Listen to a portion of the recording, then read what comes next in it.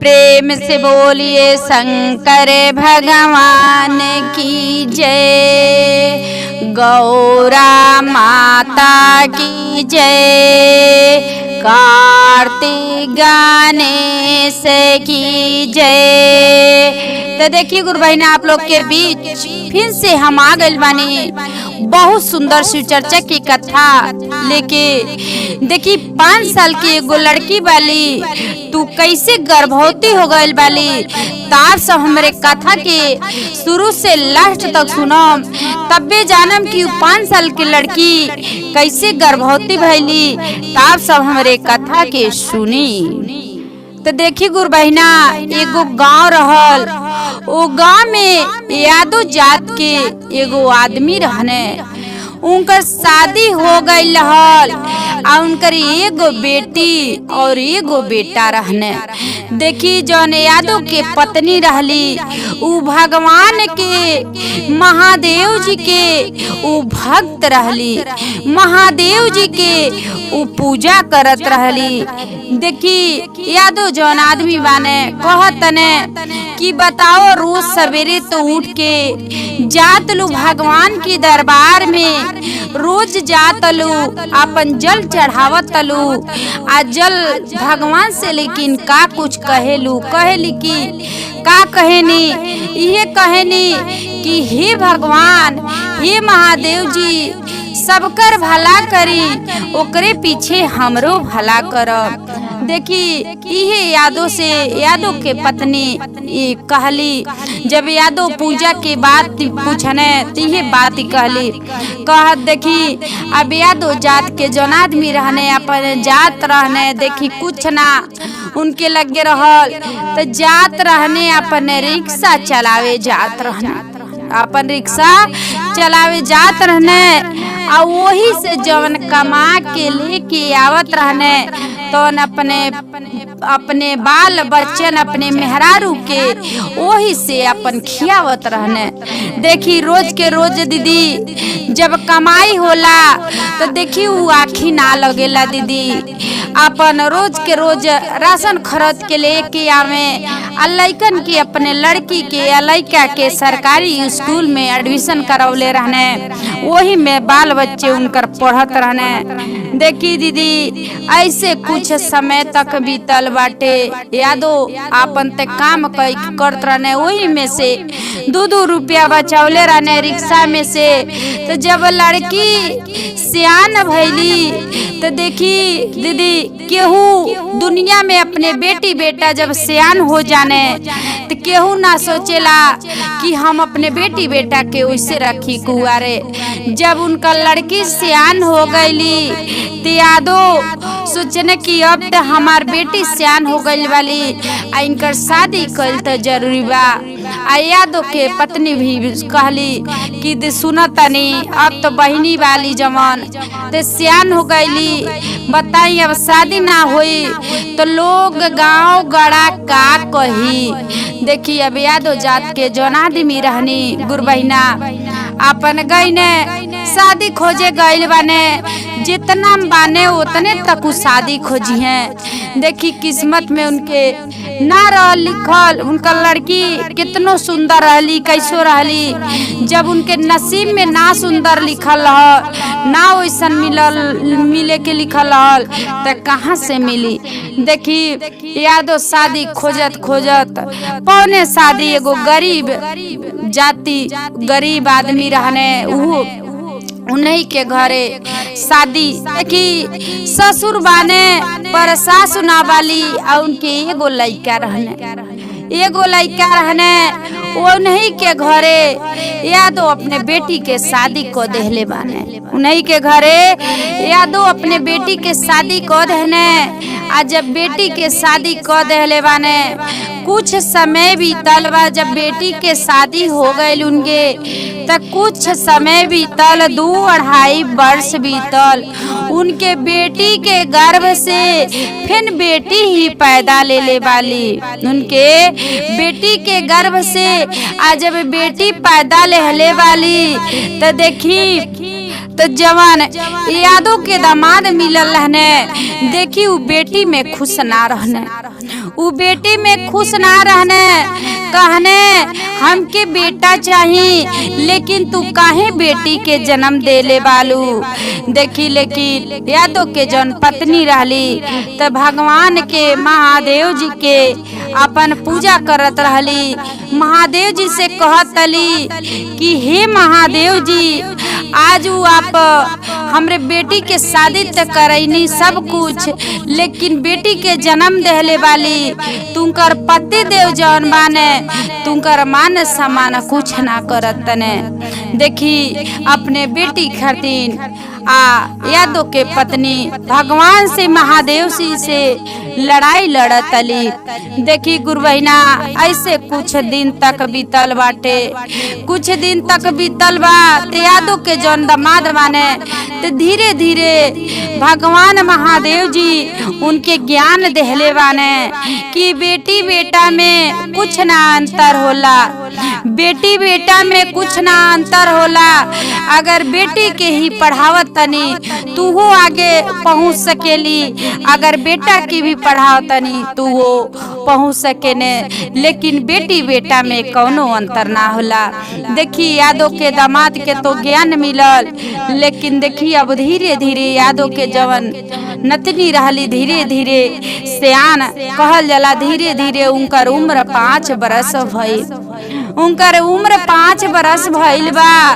तो देखी अब उनकर स्कूल में एडमिशन हो गई। अब स्कूल में जहाँ तक लोग बा तोहे तक वो सरकारी स्कूल में जब एडमिशन हो गई, आज जब पढ़े जाए लगल वाली। देखी धीरे धीरे गुरुबहिना ऐसे वो लड़की 7 बरस के हो गईली, वो लड़की 7 बरस के हो गई वाली। अब लड़की के देखी महादेव जी के लीला अपरंपार होला, केहू ना जानेला कि भगवान केकरे संगे का करिए आ केकरे संगे का करिए। लेकिन देखी गुरुबहिना अब वो लड़की के साथे का भइल बा, यादव जी के नतनी वाली उनके साथे का भइल बा, 7 बरस के हो गईली। अब देखी अब धीरे धीरे उ गर्भवती हो गई वाली, उ लड़की अब गर्भवती हो गई वाली। तो कहतली अपने माई से कि ए माई, पता ना हमार पेटवा काने काहे गोड़ता। देखी अब माई जवन भी होला चीनी पानी जो होला दवाई चाहपत्ती चीनी जौन चीज होला अपने बेटी के खाए के देतली, लेकिन बेटी के कहल जाला पेट के दर्द ना नेवाता, बेटी के उनके बेटी के पेट के दर्द ना नेवाता। अब देखी अब यादव जी के लगे खबर आइल बा कि ये पापा अब देखो बहनी के ऐसे होता। देखी यादव जी भी यादव के पत्नी दोनों जानी लोग गइल बा लोग। देखी अब कहता लोग कि जब पेट ना नेवाता तो अस्पताल में ले गइल जरूरी बा, आ जब अस्पताल में ना जाइए तो पेट में ऐसे कोनो रोग बनात होई तो हाथ से निकल जाइए। देखी अब का भई ले गए ने लोग, जब ले गए लोग पेट के दवा करा के तो पेट के दवा लोग करा के लेके आए लोग, तब वो लड़की कुछ भी खा कुछ करे उनके पेट में दर्द होत रहल। अब घर भर सब केहू परेशान बा, आखिर में इतना छोटहन लड़की वाली आ धीरे धीरे देखी उनकर पेट थोड़ा सा फूल गई रहल। सोचता लोग गैस बना ले बा, कोनो बीमारी बना ले बा, तेही से इनकर पेट में इतना दर्द बा। देखी अब पेट के अल्ट्रासाउंड भइल सब कुछ होता, लेकिन पेट में कुछ ना मिलता, पेट में कुछ ना मिलता। अब लड़की के साथे देखी केहू ना जानता कि उ लड़की के पेट में एगो बच्चा पलता, ई केहू ना जानता कि उ लड़की के पेट में एगो बच्चा पलता, वो बच्चा कैसे पलता केहू ना जानता। देखी अब धीरे धीरे वो लड़की के पेट फूलत गइल बा, फूलत गइल बा, आ कितनो दवाई होता लेकिन दवाई कुछ भी फायदा ना करता। दवाई कुछ भी फायदा ना करता। अब बाप महतारी सब केहू यादव जी के मेहरारू, यादव जी के बेटी, यादव जी के दामाद, सब केहू अब परेशान बा। आखिर इतना पेट में दर्द इनके बा, आ पेट दिने पे दिन फूलत जाता, लेकिन काहे ऐसन कोनो भी दवा दे होता तो दवा काम ना करता। देखी ऐसे होत 9वां महीना लड़की के गर्भ में हो गई। 7 साल के गुरबहिना उ लड़की बाली। अब लड़की के गर्भ में 9वां महीना चलता। जब 9वां महीना चलता तब देखी अब लास्ट सीमा आइल बा। और दर्द लड़की के पेट में होता, और दर्द होता। देखी जब अस्पताल में लेके जाता लोग दवा करावे, सब कुछ कराए, तो देखी वही जा उनके गर्भ से, वो लड़की के गर्भ से 9वां महीना में एगो खूब सुंदर के पुत्र पैदा भइल बाने। देखी जब पुत्र पैदा हो गइल बाने, पूरा वो हॉस्पिटल में, पूरा वो जवार में पूरा शोर हो गइल बा कि 7 साल के लड़की एगो कैसे बच्चा के जन्म दे देहली। ई कैसे आखिर में लड़की केहू के लगे गल ना रहली तो कैसे लड़की के लड़का के जन्म देहली। अब देखी उनके अन्य प्रकार उनके शरीर से जांच होखे लगल। एक डॉक्टरी ना 10 डॉक्टरी लोग दौड़े लगल कि हाँ लड़की केकरे लगे गल ऐसन काहे भइल बा। लेकिन देखी गुरबहिना कहीं वो लड़की के शरीर से कहीं जांच में कुछ निकलबे ना करे। देखी लेकिन अब लड़का के अब खूब सुंदर पुत्र के जन्म देले वाली ओ के खूब बढ़िया से लोग अपन लोग रखली बालो। देखी गुरबहिना जब गांव में अभी यादव जी लेके आयल बने, अपने गांव में लेके आईने, अपने गांव में जब अपने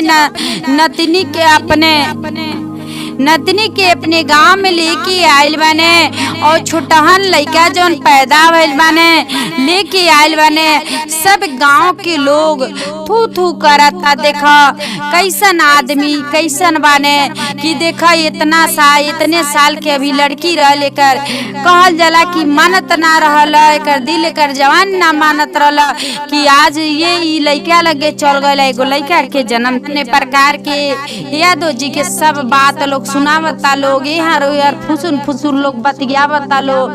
देखी एक दिन गुरबहिना का भई उनके दरवाजे पे भगवान महादेव जी एगो साधु के वेश में यादव जी के दुआरी पे आइल बने।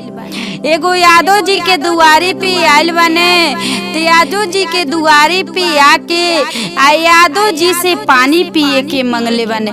यादव जी पानी पिए के देहले बानी।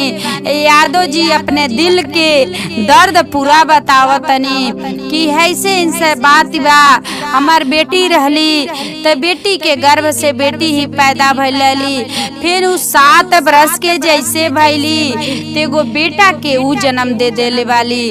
देखी साधु बाबा कहतनी तू देखा ऊ भगवान हवे जे उनके गर्भ से आइल बा, ऊ भगवान हवे, ऊ लड़की कहीं ना गइल रहली। देखी अब लेकिन कहतने यादव जी ऐसन बात बा, लोग दुनिया जवार हमके कैसे कैसे का कहता कहने कि देखो जे जौन कहता ते हे काने से सुनिह आ हे काने निकाल के तू फेंक दीह। देखी अभी ये बात जैसे उ लड़का वो लड़की के गर्भ से उ लड़का जन्म ले रहने, वैसे नैहर में इनके और उनके ससुरा में दोनों ठहर देखी धने धन होता। देखी धने धन होता टे। अब इतना धन हो गई जैसे गरीब लोग रहल लोग वैसे उनके अति गुना धन हो गई। लोग सोचे लगल कि देखो इस 7 बरस के कहत यली कि लड़की रहली आ इनके गर्भ से एगो लड़का पैदा भइल, आ जब से लड़का पैदा भइल बने तब से इनके घरे कितना धन होता कि धन के कौनो थिए ना बाटे। कब इनके घरे कहाँ से इतना होता। देखी गुरु बहिना ऐसे कुछ समय तक बीतल तो देखी यादव जी के पत्नी जातली महादेव जी के मंदिर में पूजा करे। तो महादेव जी से रोज कहत रही कि हे महादेव जी ई काहे हमरे मुँहे ले करीखा पोतवनी हमरे बेटी के हमरे आई का भइल। आखिर में 7 बरस के लड़की के गर्भ से कैसे एगो पुत्र के जन्म हो गईल, हमके ई बता दी। कहली हमके ई बता दी। देखी अब गुरु बहिना का भइल कि यादव जी के पत्नी जौन बाली तुनके मन में आयल कि आज अपने घरे हम शिव चर्चा कहवाई, आज अपने घरे हम शिव चर्चा कहवाई। देखी अब मंदिर से अली आई अपने घरे शिव चर्चा के दिन डालले वाली आ शिव चर्चा के दिन डाल के आ शिव चर्चा कहवावत अली। देखी शिव चर्चा कहवावत अली। वही शिव चर्चा में देखी महादेव जी आयल बानी। वही शिव चर्चा में साधु के वेश में महादेव जी आयल बानी। आ महादेव जी जौन आयल बानी साधु के वेश में तू साधु बाबा कहतनी कि सुना लोगन हमहू एगो कहानी कहतनी आ कहानी के हमरे सुन ला लोगन। सारा जैसे इनके घर के लीला रहल सब साधु बाबा उहे लीला कहतनी। लेकिन देखी वही में केहू गुरु बहिना मानता सही, केहू गुरु बहिना ना मानताटे। तब देखी सब लोग कहे लगल, कितना लोग कहे लगल कि साधु बाबा इनके घर के कहानी कहतने ई सब झूठ बाती हवे। अरे कहीं से इनके धन बढ़ता, अरे के जने भगवान के भोलेनाथ की पूजा करत रही तो इनके पे भगवान महादेव जी प्रसन्न हो गई होखे। देखी अब वही जा साधु बाबा शंकर भगवान के भेष ले लेवानी आ शंकर भगवान के भेष लेके आ सब कहतनी कि केहू ना हो इनके गर्भ से हम ही हैं, कि इनके लड़की के गर्भ से हम ही हैं, कि इनके गर्भ से हम ही एगो पुत्र के जन्म देले बानी। ती भगवान बन के आयल बाने तेही से इनके घरे धने धन होता। काहे से बात के केहू विश्वास ना मानत रहल, लोग दुनिया इनके का कहत रहल। ई भगवान तेही से आज हम प्रगट भइल बानी। आप प्रगट होके हम उनके घर के लीला सारा बतावतनी। देखी ओजा सब केहू जयकार मनावे लगल, शंकर भगवान की जय, शंकर भगवान की जय, महादेव जी के जय। सब केहू वहाँ जयकार मनावे लगल। शंकर भगवान वहाँ से निपता हो गइल बानी। देखी जौन 7 साल के लड़की रहली गर्भ में उनके गर्भ से पुत्र पैदा ले रहने। अब वो लड़का के वो लड़की के सब लोग गोड़ धरे लगल, सब लोग गोड़ धरे लगल। आ गोड़ धइ के सब के वो लड़की से माफी मांगे लगल कि आज से बाद बहुत कुछ कहनी, लेकिन आज के बाद से हमन के कभी कुछ ना कहल जाए। तो देखी गुरु बहिना कथा अच्छा लगल बा होई तो कमेंट बॉक्स में हर हर महादेव आप सब लिखी।